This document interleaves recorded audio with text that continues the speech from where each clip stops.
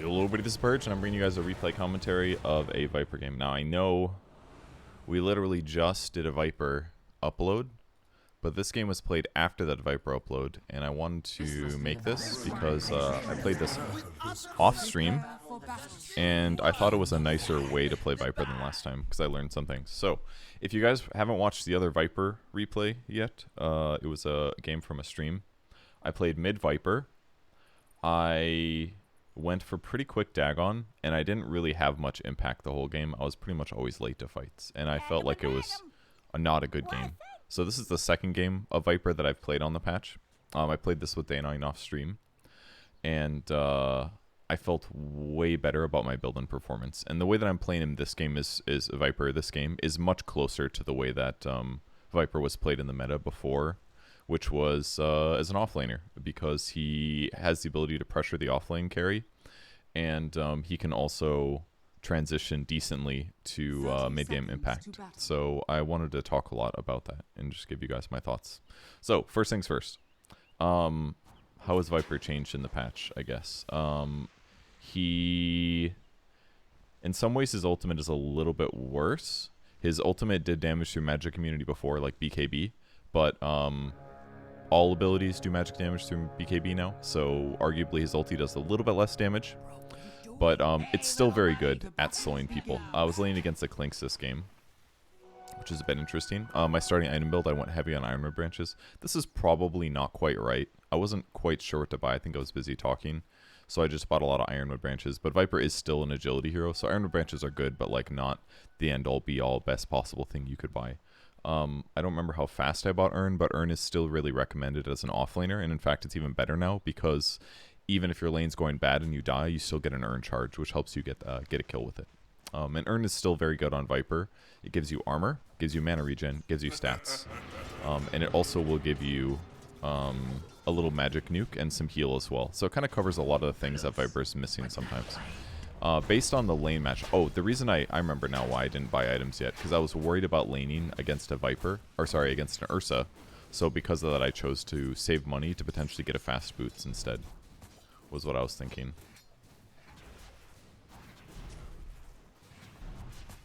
So I bought, because I saw Clinks instead, I decided to buy a Wraith Band, which is going to give me some nice armor, which will help against the Clinks. So the way Clinks works now, if you guys don't know, he hits you with that tar bomb, and then for like 4 or 5 seconds, any attack that he throws at you has Syrian Arrows bonus damage, him or skeletons. So me picking up a Wraith Band now, this guarantees much, much more armor. It's 5 agility plus 2 armor, so that's almost 3 armor pretty much. So it's going to make my lane a lot stronger. You could also argue maybe I should have gotten a magic stick as well, but I opted for the Wraith Band instead. At this point I wasn't feeling like amazing about the game, but this part's pretty good. You can dive carries pretty easily here. Oh, then I forgot about this. I thought there was like a range creep or something, so I was like, oh, this is gonna be no problem, like I'll be alright, I can survive this. I thought I would have an opportunity, because you can apply poison attack if you click it. If you click the hotkey or you click the skill and then click it on Clinks, it doesn't aggro to you, the tower, because you're not right clicking. I'm left clicking, it's different. And then the other thing is that the problem is that when the tower finished killing a target, the next thing it does, if nobody's right clicking a hero, is it looks who's the closest, and I was the closest to the tower, so it started attacking me. And at that point I was omega screwed. So I'm trying to keep the creep wave outside of the tower range here, because that's going to mean that we have better lane control. And I also bought an extra tango and a ring of protection to give me even more armor here in the lane, which I certainly need. So this is about 3 armor, and this is another 2. So that should help me a lot against the Clinks in the laning stage here as I go for the Orchid next. But yeah, in some ways Clinks kind of beats me, because Viper is typically weak to single target physical damage, so I was definitely very concerned about how much I was going to take. And you also might be confused about my skill build. Very often I'll go Corrosive Skin level 2 on Viper, pretty much exclusively, but because I'm in an offlane situation, and because he does basically just physical damage, I don't really feel like it was that important to get Corrosive Skin. It does lower attack speed, but it's only 8 at level 1, so it's not really that much. And I wanted to be able to at least do stuff like this, where I could throw Nether Toxin down and maybe mitigate some of the damage I'm taking, because they're going to be slightly more dissuaded from beating up on me. But so far, I was not having a great time in my lane here. I knew that Clinks doesn't have invis because it takes level 5 to do that. And I just did a crap load of damage to the Clinks there with the 5 stacks. Close this here. But continuing my regen, very important. Did that to break his clarity potion. Oh, God, I missed so many of those. Painful. Very painful. I was going to say my base damage isn't good, but that's not true anymore. This is actually a really nice combo because we're stacking magic damage together. You let my cold wings shadow. You really ate all that, huh?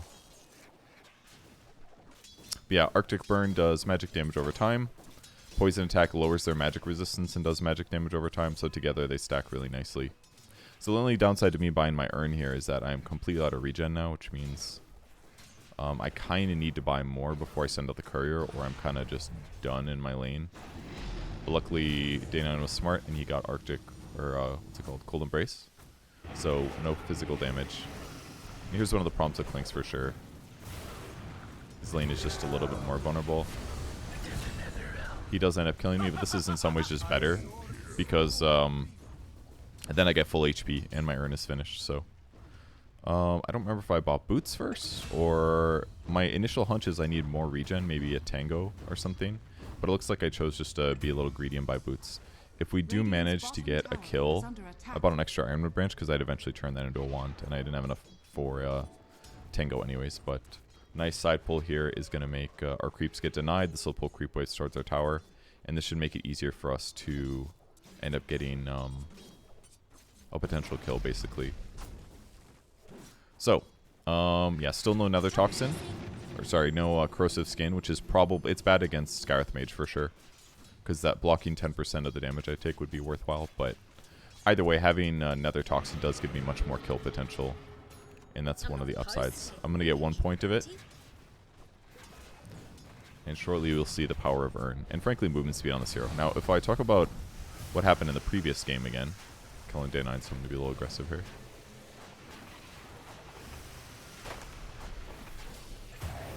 All of a sudden, we got a bounty. Used Urn, of course. Didn't necessarily need to use Urn. But if you take a look at how much damage he took, it's pretty good for 3 poison attacks and an Urn. Took half his HP. And I also could have maybe saved the Urn because then I would have it when I come back to lane, but...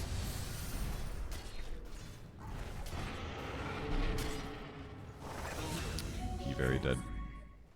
So lane is going, I would say, not great. But in terms of last hits, it's actually amazing. Clinks is way at the bottom. He like kind of knows how to harass, but he got kind of zoned out of lane. Partially his fault. Heavily his fault. I mean, I have 12 denies, I guess, and we've denied some creep waves, but yeah, he's got a lot of space to catch up. But yeah, the fact that he can't go invis before level 6 is pretty problematic. This is omega bad for me. I did use Urn offensively before I died because I might as well. I'll get the charge back no matter what. Once again, decent amount of damage. Obviously, it really sucks to die, though. And I communicated to Sean that I needed him in lane here. Because me by myself, we need a sentry as well as the other problem. That bounty kind of scouted things out for us. So lane right off the bat, not the best, but Clinks is also really behind. So it's good for the supports basically, but not good. Bounty Hunter's got like 6 kill participation. He's like very over leveled. So anyways, so when I compare how I played this game compared to the previous game, playing side lane is a little different for sure. Viper's a very slow hero, so if you do get double or triple ganked on side lanes, you're going to have a really bad time. And that's maybe one of the issues with Viper in this current patch, is that it's not hard for supports to rotate to both lanes between teleport scrolls and the teleport points. So it's easier for you to get overwhelmed for sure, especially if you don't pay attention, like I have trouble with sometimes. Kind of wanted to get this kill on the bounty if he ran forward, but Radiant's bottom tower is under attack.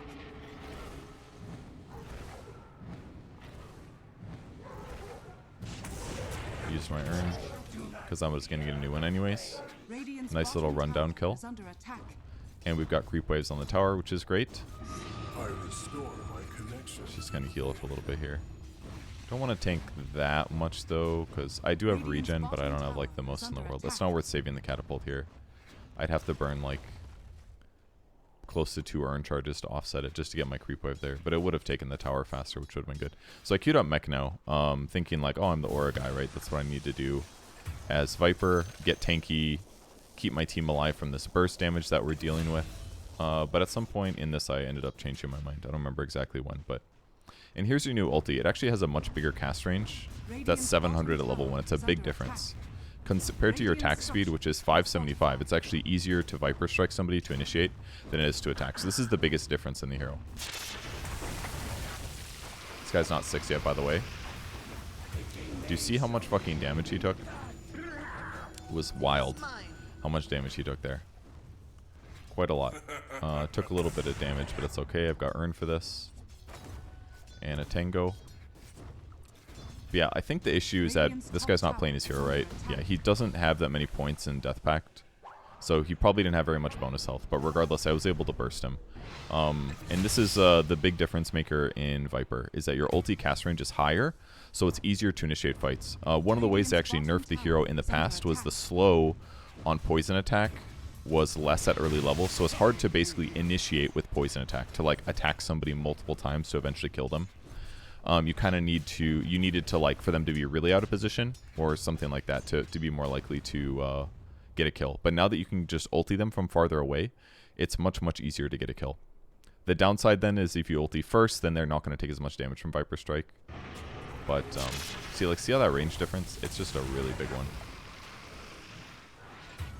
He still ends up dying in base, which is good, so I still get experience. Max out poison attacks, it's how you do damage. The only downside is I did not get Urn charges, though, because you actually do have to be near somebody. And at this point, I was just thinking, like, hey, this run at them and kill them shit feels pretty good. And one of the things I really wished in the last game that I played Viper was I just wanted more movement speed.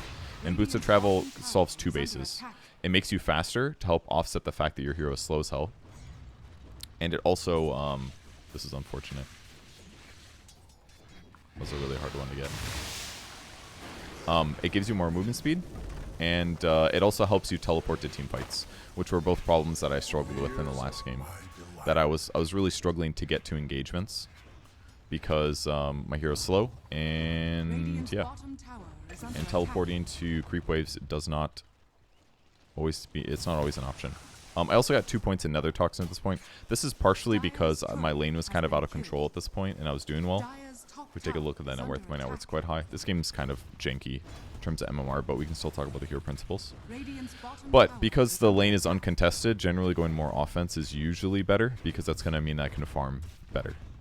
So having more points in Nether Toxin means that it does much more damage, it lasts a little bit longer, and I'm better going to be able to kill creep waves. You could argue that I can also kill creep waves by reflecting damage with corrosive skin, which is true. But the reality is that Nether Toxin is a very spammable ability, and with a little bit of mana regen, you can definitely get a lot out of it. So I'm basically watching around here for action that I can maybe do. Decided to TP. I was actually quite glad I teleported in this case, because I don't think the Alk had him necessarily. This was very confusing to me. I actually did have a sentry, but I forgot about it. So, but we still get the kill anyways. He just kind of like walks into me. I don't know if he broke invis, if that's what happened or what, but yeah. This gives you 45 extra movement speed over your base, so it's like having a second boost. It's a pretty cost-effective upgrade on some heroes. These like Viper, Death Prophet, Necrophos type heroes that can use extra movement speed. Death Prophet doesn't need as much because you get it with their base skills, but. And then what I said was, you know what? Let's get even faster. I really wanted to kill this courier. Radiant's top tower is under attack. Could have had.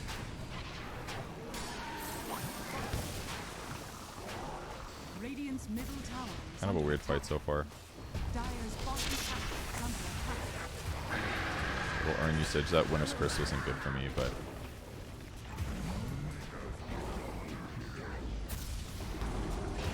Once again, I had a sentry and I didn't choose to use it because I didn't know.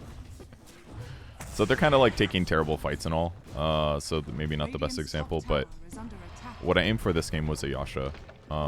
And this is for two reasons. I just confirmed that movement speed's amazing. And normally what I do on Viper is I end up going Dragonlance instead.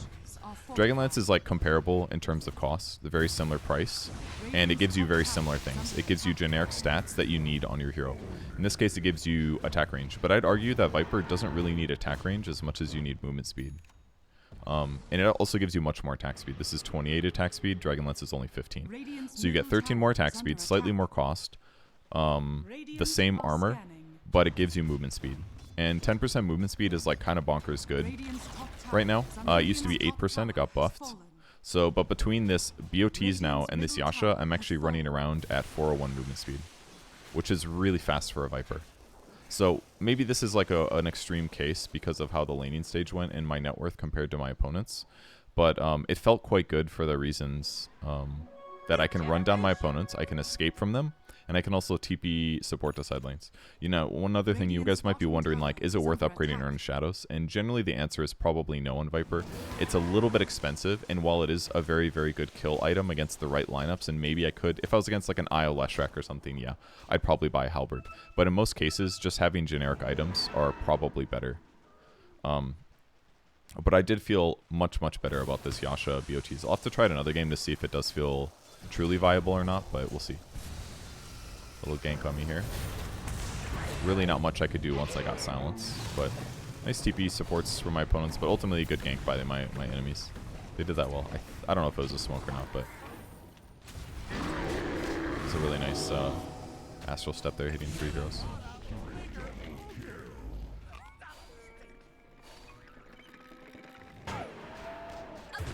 He manages to kill Bounty on the backline, which is wild.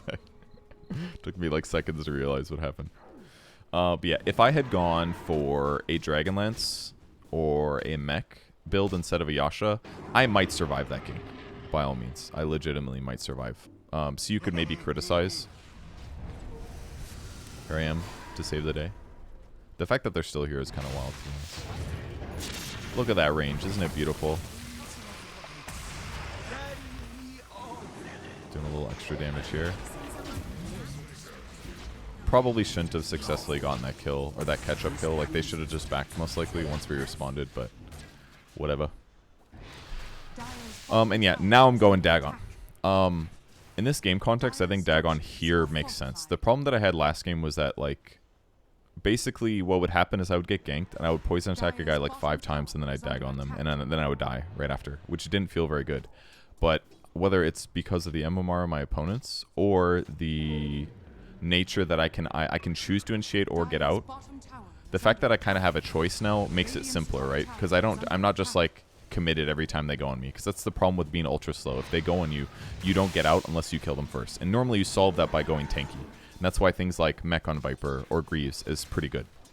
But at least in this game, my feeling was more like I wanted kill potential on my opponents. This is a really dangerous place to stand, by the way. Like, the fact that I'm not getting ganked right now is kind of suspect, but my allies are nearby, so maybe it's not completely crazy. But anyways, dangerous for sure.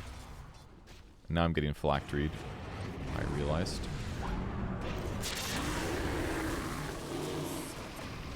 I'm gonna put that on the Snapfire so he takes a bunch of damage. I didn't realize the Ursa was still there. It's very convenient. Think of it as a new beginning.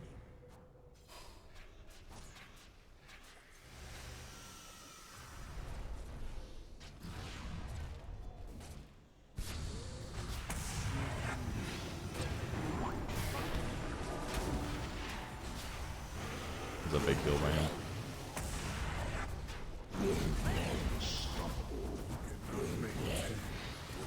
So many things to deal with. Urn after the damage.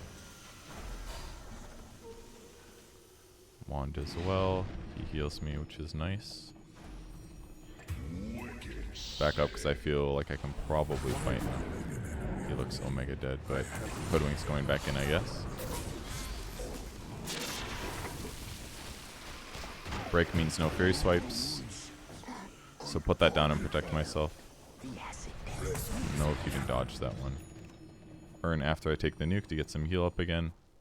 So I'm kind of just abusing like movement speed and Urn.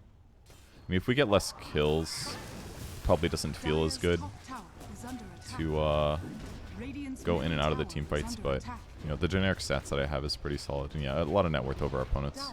They're kind of fighting into us when they basically shouldn't. They should be like looking for better ganks, like when they did on me top lane, for example, was quite good. But actually, after playing this game, I actually think Dagon and Viper is still good. I think I just bought it kind of badly. I think you really need movement speed first to make the Dagon feel better, because my pressure on the map is just so much better now. And it's also nighttime, so I'm running at 434 movement speed, which is really, really high, of course. And frankly, the spell lifesteal on this hero is fantastic anyways.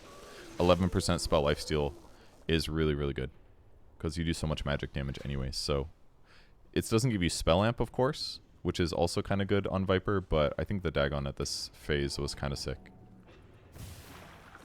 You can also use Dagon to one-shot creeps if you want to, like that, which is actually a really good way to heal. Something that I didn't think about, because it does 75% heal dealt by Dagon. So let me I'm going to go back and check to see how much I healed from that. Because I don't know if it does one-shot them now, right? Yeah, instantly kills non-entry creeps. Does that mean you lifesteal from them? If so, because I did lifesteal from it. I basically just full heal this, right? So you could argue that Dagon is actually a heal item now. Another reason it's kind of sick on Viper. Because I could Dagon a creep, and the HP of the creep dying now makes it kind of valuable for me.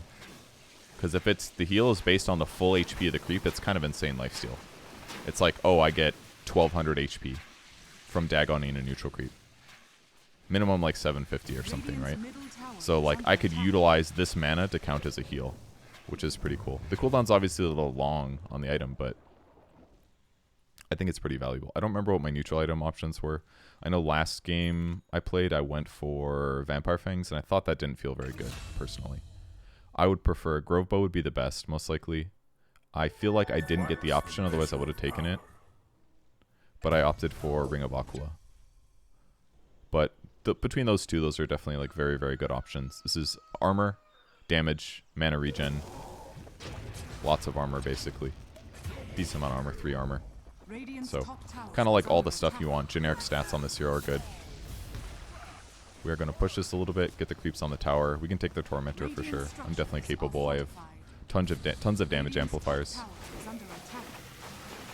5 stacks, and then I probably should ulti it. Use Dagon just now. It's actually very survivable. A little bit more than I expected, but we did it. I think, yeah, the Hoodwink got it. I'm going to TP out at this point because I am low, and that kind of burned a lot more than I expected. So, the other build, by the way, so this is the other issue that I kept having with other Viper, is that I kept having that, like, shard timing thing. When you go for a... Were they the ones to stick rush? Yeah, they were. When you go for a tanky build, like your Mech Greaves or whatever, what ends up happening... He got his blink interrupted by the phylactery. What ends up happening usually is that... they basically can't fight you anymore, so it allows you to push towers. And then you use things like your halberd to do so. Ooh, I needed to ulti that guy.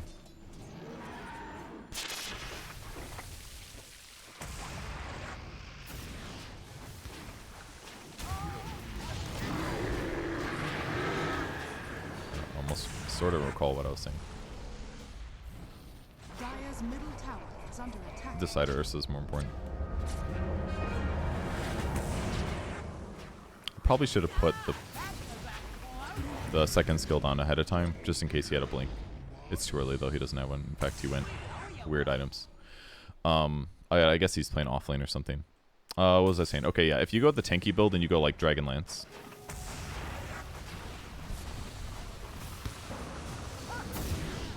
Then what happens is basically they don't really want to fight you and it allows you to push side lane towers. And then when you're going to push the tier 2s, they glyph it and it slows your game down a lot. But then you also can't gank because you're slow. It causes this like 2-tiered problem. So I feel like one way to solve that on Viper is to buy Shard relatively fast. You need to buy it like right at the 15-minute mark, because there's usually this like 5-minute window where you could actually take a lot of buildings and get your team ahead a little bit in terms of map control. But the problem is that if you do this, the Shard doesn't feel good after like 15 minutes after that point. It's kind of just like done. Now I decided to get my sentry. He actually didn't even get that close to dying. This is like fine to pressure, but we don't really need to like commit to it or anything like that. But this build feels better to me because you could do that like timing with the pushing the tower thing, but I just feel like having the mobility and the movement speed to like support your team and get around the map quickly just makes a bigger difference in terms of like objectives and stuff like that. Radiant's bottom tower is under attack. Need to slow this Ursa, it's very important. Nope. No stuff for you. Radiant's bottom tower is under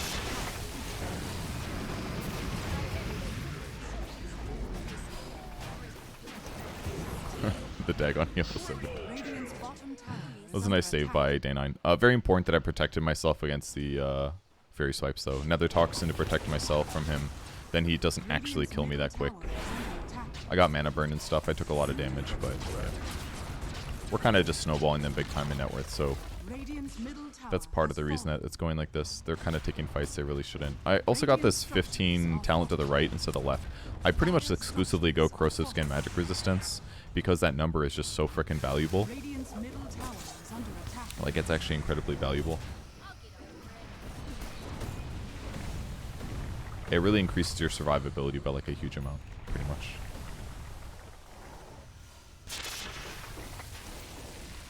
Wanted to get some heal there. I feel like that guy has a pipe or something. Oh, this don't look good. Oh, it looks good. So many heals. I don't know why they keep walking at us like this. It's very bizarre. I was very hopeful.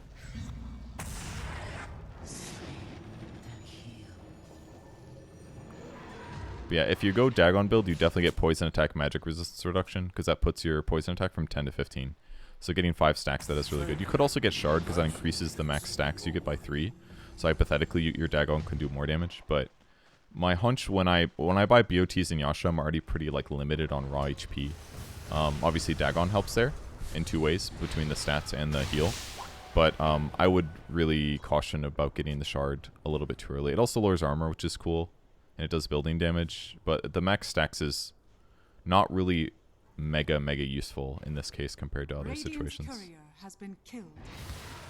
It's like you're not likely to stack 8 times on most heroes. I would prefer that you instead just go for something like this. Just like focus on a couple attacks. So now that I feel safe in my raw HP,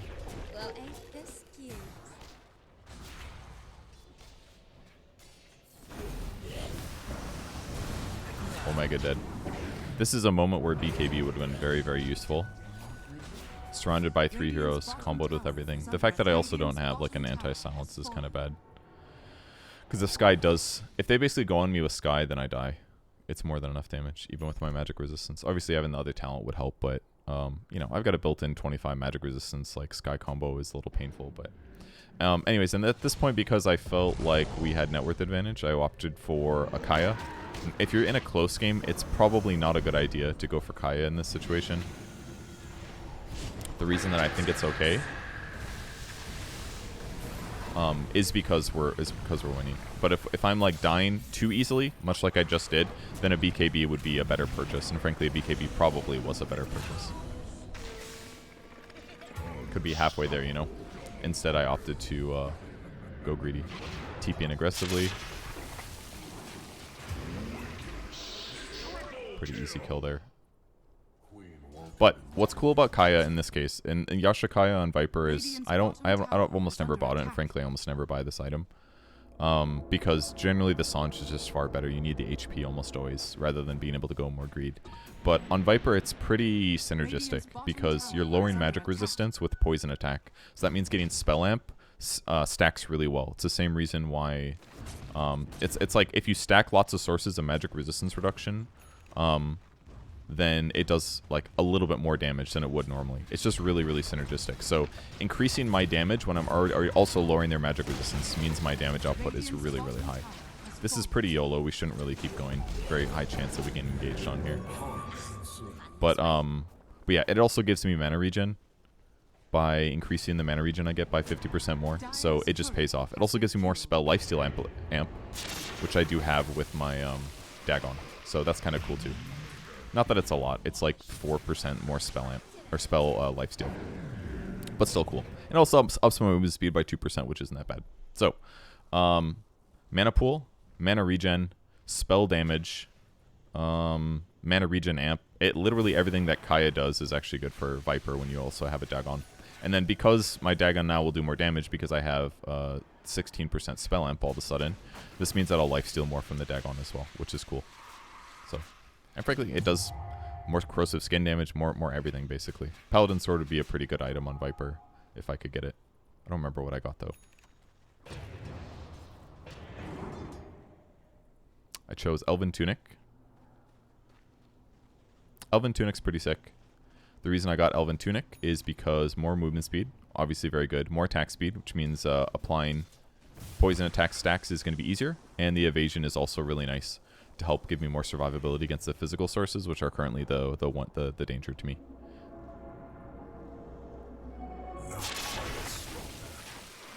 Radiant's top tower is under attack.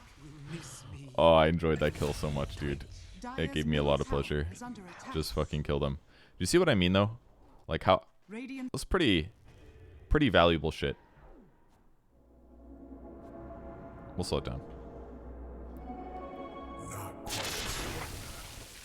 He TP'd pretty quick. Radiant's top tower is under attack. The Dagon, I think, did about 527 damage, is what it did. So considering that this hero has huge amounts of intelligence, his magic resistance is about 35% due to his high int. But the fact that I was able to do more than 400 damage with the Dagon is pretty sick. And it's same principle, right? Ulti, stack 5 times, use the Dagon. That's a kill. So that was a cool moment. And of course I'm getting healed too. This is dangerous all of a sudden. I force-staffed the Hoodwink because he got diffuse ult. Got that range barracks. This is actually a really fun thing against Ursa. So normally when you play against Ursa as Viper, it kind of sucks in almost all cases. Because if he does catch you when you don't have Nether Toxin down, he is going to kill you because he's going to stack up Fury Swipe so much and like blow your ass up. One upside always is that you could Viper Strike him through BKB even, and that doesn't get removed. It can't be dispellable. So Viper Strike will always apply. He's going to be slow. His attack speed will be a bit lower, but ultimately not that he cares because he's got to overcharge, right? The other issue is that poison attack is dispellable. So if he pops his ultimate, the poison attack stacks go away. And once he gets to BKB territory, it also sucks because now he has 2 ways to stop your poison attack, which is your main damage source and main control source. You need to stack poison stacks on Ursa to get him killed.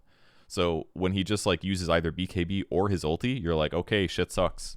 And then when his BKB ends, you have to start over to apply 5 poison attacks. At that point, you're basically always dead as a Viper.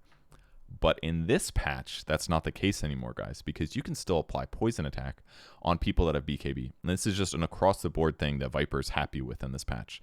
That even if they're BKB'd, you are still damaging them, and you are still getting your stacks ready. And this is really important because the second that his BKB runs out, he's going to have a bad time.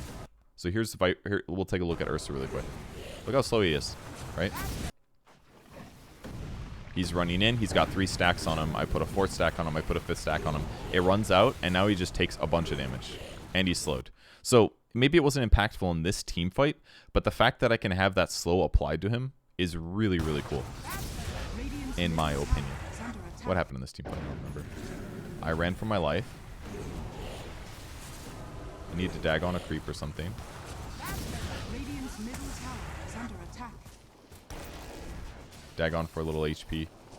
I could ulti him first, but it's fine. Now that's definitely a kill. He keeps breaking my urn, which is a bummer. And then my team's kind of just winning the rest of the fight. Hoodwink ties, unfortunately. This is another reason why Urn by itself is generally a little better than Spirit Vessel in some cases, because you don't feel bad about earning yourself. You can just use it for heals, you know? You don't have to feel like, oh shit, this is a charge, this is really valuable, you know? Yeah, playing with Winter Wyvern is nice. He gives me survivability to put my survivability into, like, really nasty territories that are dangerous for my opponents. And then, you know, we amplify each other's damage, which is cool too. So, yeah. I went Force Staff because I needed another way. I needed a way to survive Sky combos, and this is a good way to do it. Force Staff works. And then I think I went Hurricane Pike after was my plan. I think the game ended here. But I went Hurricane Pike. I was planning to go Hurricane Pike after because it's great against Ursa anyways.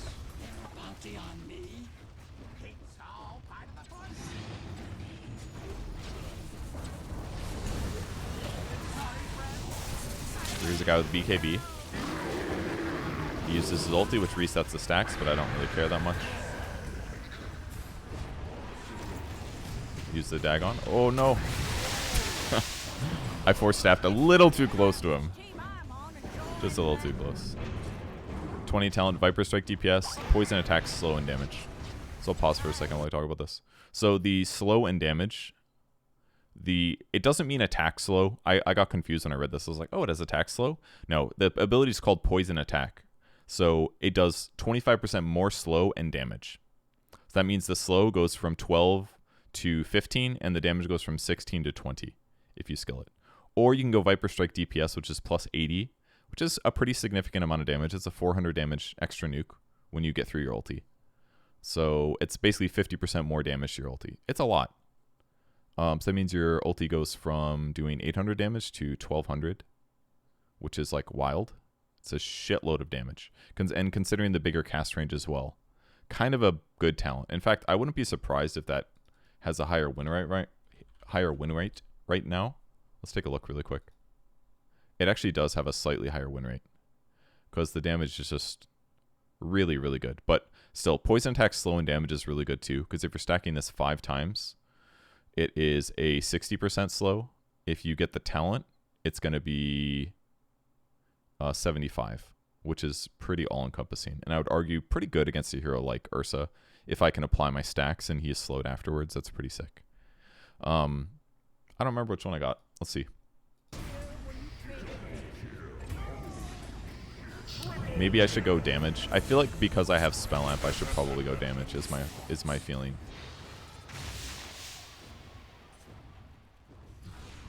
Because 16% of 1200 is a lot. Means my ulti would do about 1400 damage. I did end up going for a Viper Strike DPS. I think partially because I didn't really feel like movement speed slow was that important in this game. It's good against some of their heroes, of course, but yeah, Viper Strike is a much better ability than it used to be. I could even see this become useful in ability draft type stuff in some cases, because it just does do a lot of damage. Level 1's 400. It's okay. Maybe not that good in ability draft, because you kind of need poison attack for it to be really good, because poison attack lowers magic resistance, which increases Viper Strike, right? So anyways, finished Hurricane Pike. In some ways, another good thing about Viper is that with BKB being weaker, these heroes that are survivable against magic without BKB are slightly better too. I actually don't know what Viper's win rate is. We'll take a look at it really quick. It's not great. In fact, it's kind of bad. This is the Viper Strike talent. It's a higher win rate. Not too surprised. I believe in the other game I played, I went Nether Toxin cooldown, which felt really good that game, because then it's a 3-second cooldown. You're tossing the Nether Toxins out a lot. But Viper Strike, based on the value between the right talent at 20 and lowering the cooldown by half, it's kind of sick. It'd be a 15-second cooldown, 5-second uptime, 10-second downtime. It's pretty valuable. So I can see why that'd be really good, especially against BKB cores. Just use it against them all the time. Just do tons of damage that way.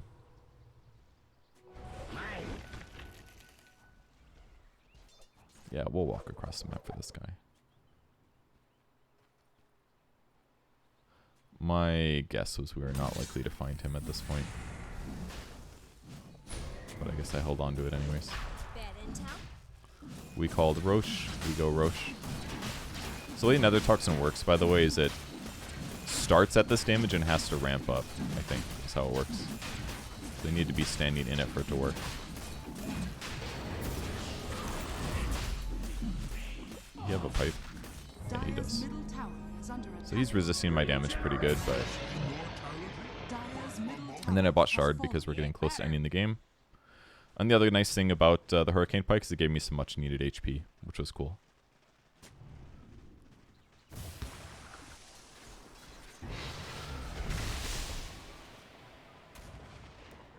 So yeah, shard, building damage, armor reduction, more max stacks. All good stuff. I'm just going to play slightly careful. I don't want to be the first guy to get gone on if possible. So I have some escape, but not the most. Wyvern can definitely save me, I guess, but... Oh my god, there's sentries everywhere. And then, let's see, you could do the old poison attack thing on tier 4s, which is fun. Just hit both, stack them up. Just make sure you keep those stacks going through the glyph.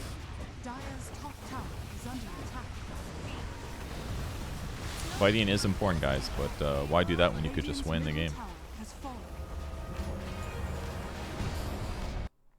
Let's take a look at the tower really quick before the game ends. 7 stacks. It's taking double magic damage. So it's taking about 100 damage per second, and it lowers the armor by -7. Alright, we can go back to it. So here's the Ursa. I ult Ursa. He takes insane damage.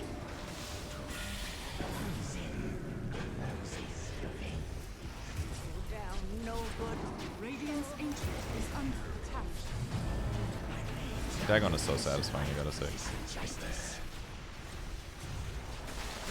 you just have to use the poison once every like 4 seconds. It's actually so much damage. Alright, so that was my off-stream Viper game Offlane. Felt good. You definitely need a complementary dual lane. Either something that can kill or something that can keep you alive when they try to kill you. We kind of Omega dumpstered the Clinks. I think he played the lane. He played skill build bad, and I think he laned poorly as well. They didn't quite kill me at the right times, I feel like. I think a different hero than Sky would have made it easier if he had like a tankier 5 that was good at fighting. It would have been better. Some like Snapfire type hero, or maybe even like an Ogre Magi. Maybe not Ogre, because Ogre kind of sucks against Viper, I feel like. But some tankier 5 would have probably been better. Against Bounty, I actually felt pretty good, because assuming I had vision of him and I could land my ulti, we could basically kill him. Because Bounty's normally very tanky and very quick, so like even if you throw out a stun, he usually survives and then escapes, typically. But Viper has such overwhelming slows and exponential damage that you can actually deal with a Bounty decently. And I'm survivable enough that I'm not as concerned. And also if he uses Phylactery against me, he does get hit with my passive, which is kind of cool. Giving him damage back, which is kind of nice. But yeah, Urn, Wand, Wraithband, Boots, those are probably your core items. If you're having a good game, BOTs is definitely really nice. If you're having a bad game, you'll probably have to go Treads, which is going to feel a lot worse from my perspective. But yeah, being able to get BOTs felt really, really good. It's probably worth buying them in a lot of cases, simply because your ulti is longer range. That actually does make a big difference, because now you don't have to be as close to your opponents to use your abilities. You did before, which meant that raw HP was even more important. I wouldn't probably rush Dagon that quickly, but I guess if you did want to delay your BOTs, if you're having trouble, you could hypothetically go Dagon first and then BOTs later, because then at least you would buy a Diadem, which gives you like 7 attributes, which makes you tankier in the short term. So hypothetically, like a Diadem could work in there. You could also, if they have a lot of magic damage, you could certainly buy a Cloak to just have in your inventory for the extra 20% magic resistance. Not a terrible idea, honestly, in the right game circumstances. But, or if you're really struggling, skip the Yasha, skip the BOTs, go Force instead. If you like really need to be able to get out of some dangerous combos, and just like a fast Force staff would shave a couple deaths off you, and it'd do something very, very similar to what Yasha and BOTs do, because it's a mobility ability. So yeah. Oh man, I wanted to look at the breakdown, see how much damage I did with various sources, but the replay is too old, I think. So yeah, I did good amount of damage. Took a decent amount of damage. Then uncovered me very well, which was nice. And Dagon, I mean, is a beautiful set of items right here, is it not? I would probably sell a Wraithband next, as much as it hurts, over Urn. And then my next item probably would have been... Oh my god, Clinks was so far behind. Scotty would be cool against a Clinks range type hero, but it's overkill. I would probably want another hybrid survivability item. Something like Axe could be cool, because you could use it to apply disarm in an AoE if I really, really needed it. I could also go a Blink build maybe if I wanted even better initiation, or realistically just buy BKB 6 item. Totally fine. That way, if when I do get gone on by some like BKB to Ursa plus Sky combo, I just pop BKB and it doesn't hurt my team at all. Or I could buy an aura too, like a pipe or something, but I instead went a little bit more self-reliant. October also did really good. I mean, basically everybody on my team smashed this game. We had a rough like first 6 minutes, but after that everything got easy. So, and yeah, I should buy more dust for sure. One last thing before I go. Let's take a look again at the talent trends. Yeah, the magic resistance reduction talent is just doing better right now, which is not surprising to me because, yeah, that's a big difference. It's 50% higher. Do you want the magic resistance reduction to be 50% higher? Then yes, then you grab this talent. The corrosive skin damage one is cool if you go an Ags build. If you don't go an Ags build, it's worse. It's not good. So people probably often skill this one thinking like, oh, I'm going to go an Ags build, it'll be fine, which is what I did, if I'm not mistaken, in my last game. But, yeah, the damage dealt with the Ags from corrosive skin. Ags is probably like a third or a fourth item rather than an early one, especially if they're range cores like they were in the last game I played. If it's melee cores, it's easier to get it faster, maybe more justified. But just how easy it is to land Viper Strike now and to follow that up with poison attacks, I just can't help but feel that poison attack magic resistance reduction talent is better. Because even with like 2 applications of this, you're doing way more damage to your opponents with your Viper Strike. And that also sets up your teammates really well too. So probably right talent at 10 almost always. The magic resistance one is still better, but depending on the game, Nether Toxin min max damage is really good too. Because the min starts at 70, so 70 damage a second, pretty good. But you can probably skip that one depending on the game. But this extra magic resistance is like bonkers. Putting this talent up to 40 is like insane how good that is. It's like you're an anti-mage basically in terms of magic damage. So, okay, cool. Thanks everybody for watching. Have a good day. Goodbye.